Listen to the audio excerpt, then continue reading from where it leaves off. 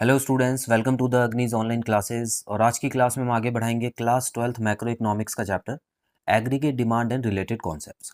सो students, आज की class में हम शुरू करने वाले हैं एमपीएस मतलब मार्जिनल प्रोपेंसिटी टू सेव। बहुत ही सिमिलर टॉपिक्स है। एमपीसी हमने पढ़ा हुआ है स्टूडेंट्स, वो कंजम्पशन और इनकम के बीच में जो चेंज होता था उसके उसके रिलेशन में आता था। तो यहाँ पर भी स्टूडेंट्स इनकम और सेविंग के बीच में जो चेंज है वो आपको लिखना है। तो यहाँ पर दो चीज़ों के बीच में आपको फ़र्क बताना होगा। एक तो change in saving as a result of change in income. ठीक है, तो जब इनकम बढ़ेगी तो सेविंग कितनी बढ़ेगी ये आपको बताना है स्टूडेंट्स। तो यहाँ पे जो वर्ड है चेंज वो बहुत ज़रूरी है। क्लियर? जब भी आप एम वाली टर्म पढ़े मतलब मार्जिनल वाली टर्म पढ़ते हैं तो जाहिर सी बात है वहाँ पे चेंज तो आपको बताना पड़ता है। तो चलिए, पिछले क्लास में हमने एपीएस के बारे में पढ़ा, बिल्कुल सेम है, बस यहाँ पर चेंज आपको दिखाना है। तो यहाँ पे दो पॉइंट्स के बारे में बात होगी, उसमें एक ही पॉइंट के बारे में बात हुई थी। It refers to the ratio of change in saving to the change in total income.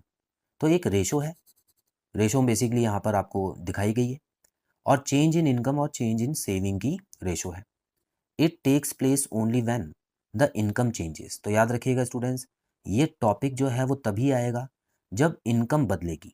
अगर इनकम नहीं बदलती है, फिक्स्ड रहती है, तो ये टॉपिक नहीं होता वहाँ पे। तो ये बनता ही चेंज से है, याद रखना। फॉर्मूला ऊपर लिखा है, वही फॉर्मूला नीचे भी लिखा हुआ है students. M P S is equal to change in savings delta S upon change in income delta Y. आइए कुछ एग्जाम्पल भी यहाँ पर देख लेते हैं। तो स्टूडेंट्स, यहाँ पर एक एग्जाम्पल दिया गया है बड़ा सिंपल सा। If saving increases from rupees 30 crore to 90 crore. तो सेविंग जो है, सॉरी, इनकम इंक्रीजेस, ठीक है ना। अच्छा ठीक है, तो यहाँ पर आप देख सकते हैं सेविंग इंक्रीज हुई है 30 करोड़ से 90 करोड़। तो कितने का फर्क आ गया? 60 करोड़ का फर्क आ गया। With an increase in income from 100 crore to 200 crore. Income बढ़ने से 100 से 200 करोड़ हो गई है इनकम, जिसकी वजह से सेविंग भी बढ़ी है। Then find MPS. So students, question में आप देखिए इनकम कितने से बढ़ी है, देखिए चेंज जरूरी है। तो चेंज इन इनकम कितना हुआ है? 100 करोड़, ठीक है। और चेंज इन सेविंग कितना हुआ है? 60 करोड़। तो इन दोनों चीजों को कंपेयर करना है, 60 और 100 को, बस।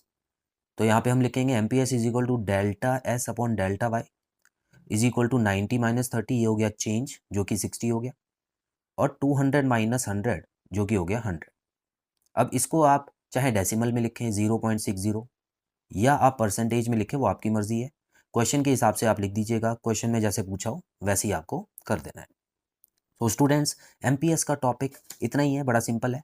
और आधी से ज़्यादा चीज़ें इसमें एमपीसी जैसी ही है, बस वहाँ कंजम्पशन था, यहाँ सेविंग है।